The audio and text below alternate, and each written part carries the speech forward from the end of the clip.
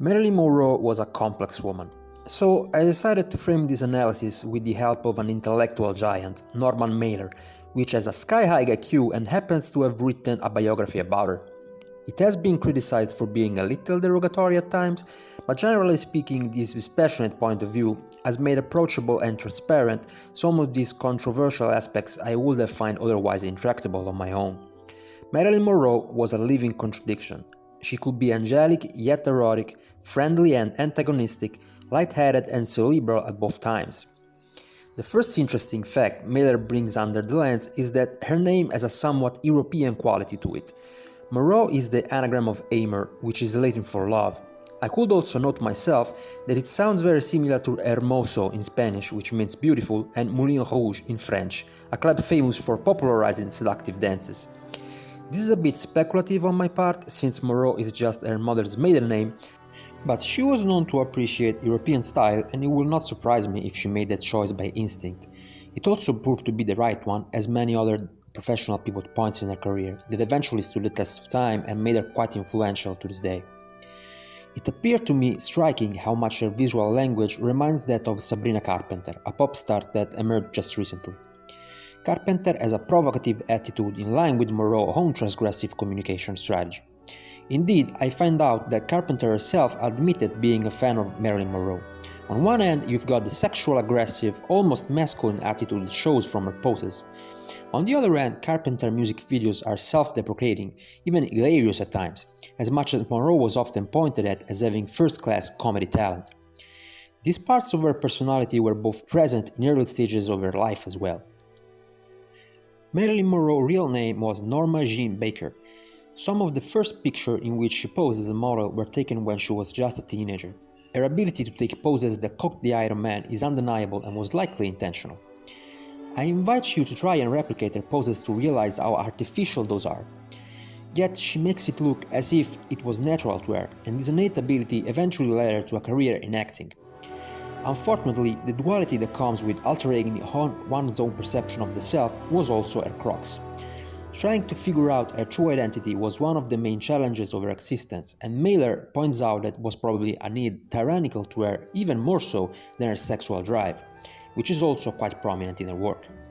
This polarity is pointed by him as the source of the depth in her work and the main cause she could be so superficial at times. But the choice to show herself also as a vulnerable person was something new to the Hollywood game and will never be the same afterwards. It's true indeed that she was one of the first sex symbols of history, but the way Mailer phrases it, it's almost as if she was also the first parasocial influencer type as well. The aesthetics showed both availability and sophisticatedness, suggesting the viewer that despite her divine look, she was anything but out of reach. This is not the only archetypical facet of her career that was inherited into modernity, some of which positive and some not. On one hand, she reinvented how public perception is nudged into a personal brand, associating herself with the most bright and talented figures of the time. On the other, she could be pretty ruthless. She would offer sexual favors to men of power without remorse. Also, as a strategy, she acted as a diva from the early stages of her career, almost always showing late for work and absolutely ignoring the need of fellow actors, if it could magnetize attention to her. One could say she belonged to one of the three dark personality types. I could go in depth to study her traits, but many of such studies have been conducted already, such as Dr. Robert Grant's video here on YouTube, which I found really on point in deconstructing the myths that eventually surpass clinical proof. But letting her dark side alone for a minute, it would be unjust to say there was nothing more to her than bombastic image or mere experience. Several of her photographers agreed that she was actively involved in the creative process.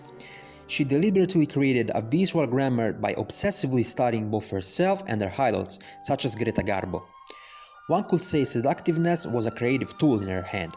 Every picture is meant to catalyze the attention on her by a unique use of body language, rather than formosity alone. Her control of facial expression is particularly impressive. She would not even blink if not to obtain a certain effect. Her eyebrow muscles were perfectly tuned and moved gradually according to her will. Every facial expression had to convey some meaning. This creative use of details is just more evident in movies. She oscillates her head and twists her limbs in an almost drunk-like dance and uses pitch modulation of her voice in the same fashion. It's possible she applied things she learned by instinct in her flamboyant relationships with men she approached in bars as a teenager to trigger them, and would find ideas anywhere in general. This made her expressive range mesmerizing. Almost no two pictures are alike. She goes from femme fatale to childlike posture with the same degree of credibility under the same coherent personal narrative. Even if very original, that alone would be insufficient to call her a creative genius, so let's take this analytically.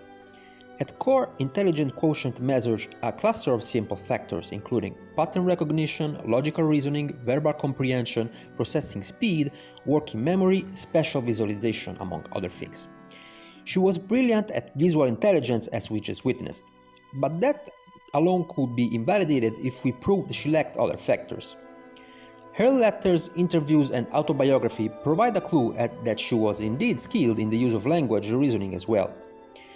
The wittiness and quickness of her responses in live settings and the general clarity of her thought are something that she could not have faked. Some of her responses are still famous to this day, like wearing just a couple drops of Chanel No. 5 in bed, or how she used simple words to trigger specific emotional reaction, totally moving like "let's make love." If we consider intelligence as just problem-solving ability, Norman Mailer himself points out how must have been a complex task navigating the Hollywood network of personalities, which were all brilliant and not so scrupulous as ever. Also, her intellectual baggage was pretty huge, reading everything from James Joyce Ulysses to self-help books. Her personal library counted as many as 400 books heavily noted in the margins, only among those registered. She was pretty accustomed with the practice of thought experiment as well, that likely were enhanced by her work as an actress and study under Lee Strasberg Studios. At this point it comes natural to ask what fatal flaw trapped her into making such poor choices regarding her intimacy, volatile relationships, and substance abuse. Under some aspects she was pretty immature. I would advise against superficial judgments in this regard though. She spent her whole existence working on herself. From her autobiography, that came around not much before her death, one could find sentences that proved she was making progress in self-development as well. This one struck me as significant in particular. "I am not a victim of emotional conflicts, I am a human." So what do we make of this? What have we learned from Norma Jean as a person rather than Marylin Monroe as a product of fiction? I would argue there is much value to be taken away here. One is used to think of oneself as a companion of sorts. She showed us that, instead, a person can be as powerful as to weaponize oneself. Both for the better, projecting your talent onto a mediatic ecosystem for everlasting impact with your creative choices, and for the worst, dangerously pointing the same power against yourself and close ones. But when you start to accept things for what they are, some of these contradictions eventually reveal to be only apparent. One can be in desperate need for affection and make a talent out of it. One can be a mess in managing personal relationships and be very self-reflective and poignant about it so you can eventually change course. One can be self-indulgent and challenge his own beliefs at times. But to figure out how and to internalize this wisdom is a long and hard process, and creatives are impulsive types that find this particularly difficult. So stories like her truly can be a lesson in how to live, even if sadly as a warning fable. This exercise was definitely a challenge for me to write down and a stress test for my analytic abilities, so much so I turned it into a whole YouTube channel. There will be so much more to say that I can just invite you to read some books about her, and I'll put in the description some of the materials you can read for free.